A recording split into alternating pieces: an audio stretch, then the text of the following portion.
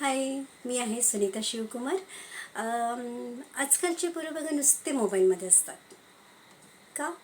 कारण ते इंटरेस्टिंग आहे. तुमच्यामध्ये त्यांना अजिबात इंटरेस्ट उरलेला नाही. कारण ते जेव्हा आईबाबांशी बोलायला जातात तेव्हा आईबाबांचा एकच प्रश्न असतो, अभ्यास झाला का? याच्यासोबत राहू नको, त्याच्यासोबत जाऊ नको, हे करू नको, ते करू नको, बस हेच असतं.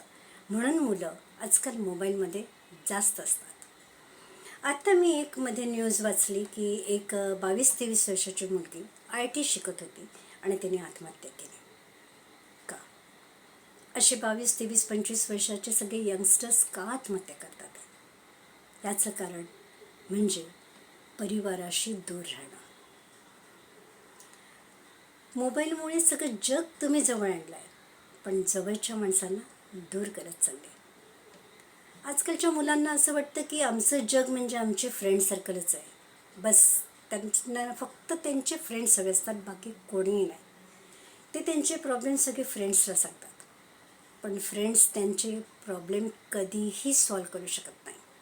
ते उलट तुमचे प्रॉब्लेम्स 4 लोकांमध्ये स्प्रेड करतील, तुमच्यावर हसतील, पण तुमचे प्रॉब्लेम्स कधीही सॉल्व करू शकत नाही.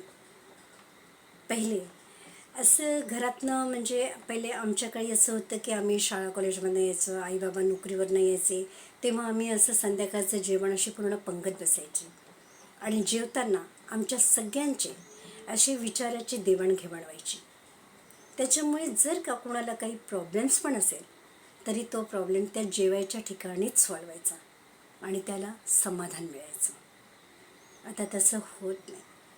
मुलं कुठे दुसरीकडे खाऊन येतात, आई बाबा काय एकत्र जेवतात आणि म्हणजे एकत्र जेवणाची पद्धतच आता निघूनच गेलेली आहे. त्याच्यामुळे विचारांची देवाणघेवाण होत नाही आणि म्हणून हे आत्महत्येचं प्रमाण वाढलेलं आहे.